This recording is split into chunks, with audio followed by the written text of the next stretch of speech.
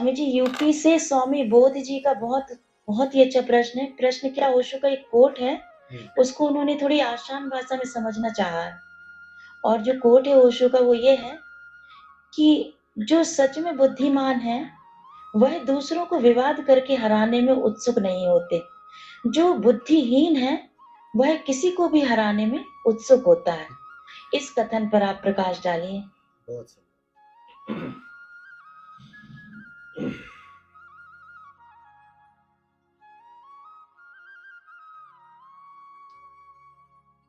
जो सच में बुद्धिमान है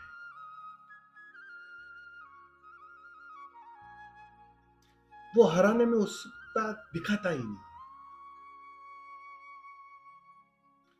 बुद्धिमान का अर्थ ही इतना होता है। अब तुम्हारी वाली बुद्धि मत समझना, पहली बात।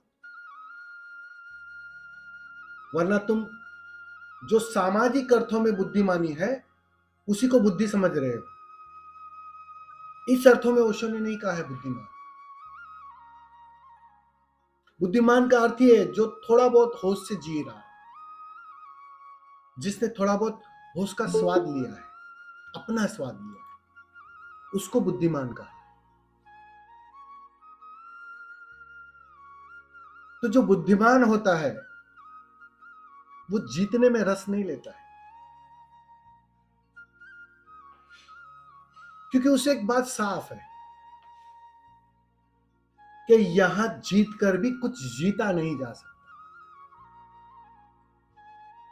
यहां तुम्हारी हर जीत आखिर में तो हार में ही तब्दील हो जाती है। आखिर में तो तुम हार ही जाते हो जीत कर भी। सुनिए ना सिकंदर की कहानी, सब कुछ जीत लिया, कहना पड़ा, मरते वक्त कहना पड़ा कि मेरे दोनों बाजुओं को खुला छोड़ देना, अर्थी में खुला रख देना, ताकि आने वाली पीढ़ी को एक संदेश मिले कि मैं जीतकर भी सच में हार गया, निश्चित ही हार गया, बिल्कुल खाली हाथ जा रहा हूं। बिल्कुल ऐसा ही है। बुद्धिमान बिना वजह की झंझटों में पड़ता ही नहीं है, बिना वजह के उपद्रव में अपनी ऊर्जा व्यय करता ही नहीं है। उसे दिखाई पड़ता है, समय की कमी उसे साफ साफ दिखाई पड़ती है। समय कम है, और अगर इस बार भी चूक गया तो क्या पता फिर से कब ऐसा मौका मिलेगा। कौन आएगा ऐसा सदगुरु, कौन इशारा करेगा। ये संयोग बनते बनते बनता है। भाग्यशाली हो तुम,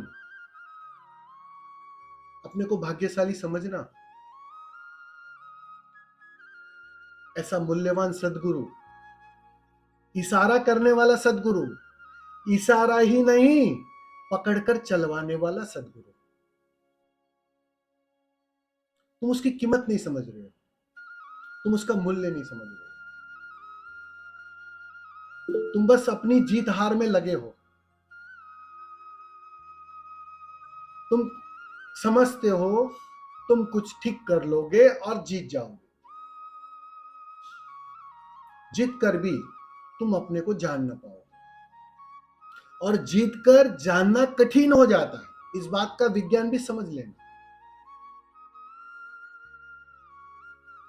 अपने को जानने में अगर कोई सबसे बड़ी बाधा है तो कौन है? स्वयं में मेरी झूठी पहचान, जो नहीं है वो अहंकार। और अनुभव क्या कहता है तुम्हारा? जीतते हो तो अहंकार और मजबूत होता है या कमजोर होता है, बस ये प्रमाण है। हारते हो तो अहंकार कमजोर होता है या मजबूत होता है, ये प्रमाण है। हारने में तुम टूटते हो, तुम मिटते हो, तुम खोते हो। सालों ध्यान करके भी जो उपलब्ध नहीं कर पाओगे ना, एक छोटी सी हार तुम्हें वो उपलब्ध करवा देगी। उस हार की कीमत नहीं समझ रहे हो तुम। संसार ने, समाज ने तुम्हें जीत की कीमत ही समझाई है, तुम उस हार की कीमत ही नहीं समझ पा रहे हो। वो तो कोई आता है सदगुरु, कोई जीवित गुरु आता है, वो तुम्हें याद दिलाता है कि असली कीमत तो इसकी है। हम कहते हैं ना, हारे को हरि नाम। हारना पड़ेगा, मैं के तल पर, अहंकार के तल पर हारना पड़ेगा। और अगर तुम सच में हारने को राजी हो गए ना, झुकने को राजी हो गए, खोने को राजी हो गए, बस फिर ये जन्म सफल हो गया। फिर बात आसान हो गई, सच में आसान हो गई। यहां जो झुका उसने सब पा लिया, और जो जीता वो जीत कर भी हार गया। बस यही सूत्र है जीवन का। मन इस सूत्र को स्वीकार करने को राजी नहीं, क्योंकि मन हारने को राजी नहीं है। मन बचना चाहता है, और तुम्हारी हार में सबसे पहले मन की मृत्यु हुई।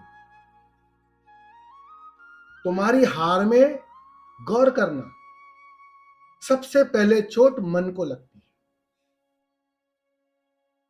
टूटते हो तुम कुछ, और तुम राजी नहीं हो, क्योंकि बस मन के साथ जीने की आदत बना ली, जीतने की आदत बना ली। तो जो हार है ना, इसलिए आप एक चीज गौर करना, जीवन में जब सब कुछ ठीक चलता है ना, जैसा तुम सोचते हो, जैसा तुम मांगते हो, वो चाहे धन के संबंध में हो, चाहे रिलेशन के संबंध में हो, चाहे अपने पति हो, पत्नी हो, बच्चों हो, उसके संबंध में हो, जैसी तुम्हारी मांगे रहती है, बिल्कुल सटीक वैसा ही जब चलता है ना,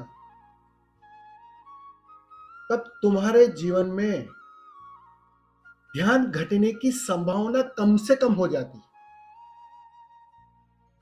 तुम जग नहीं सकते हो, क्योंकि सब ठीक ही चल रहा है। जब सब ठीक चल रहा है तो तुम्हें जागना नहीं पड़ता। और जैसे ही जीवन में दुख का कहो, पीड़ा का कहो, बेचैनी का कहो, हार का कहो, आगमन होता है ना, बस तुम्हारा जीवन बदलने लगता, तुम्हारी दृष्टि बदलने लगती, तुम किसी और आयाम में जाने के लिए मजबूर हो जाते हो।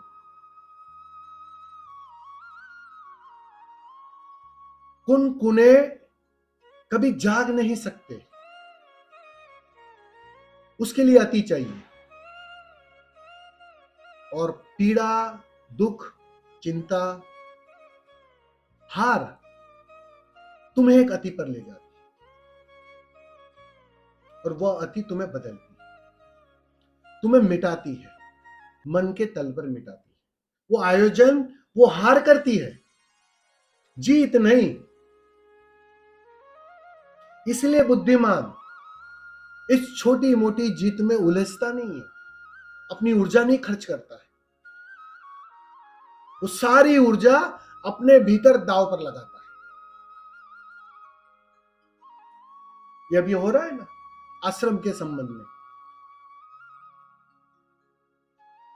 बिल्कुल यही हो रहा है। मन को यही भाएगा, बच गए, जागने से बच गए, बचाकर भी तुम नहीं बचा पाओगे, ये बात साफ है।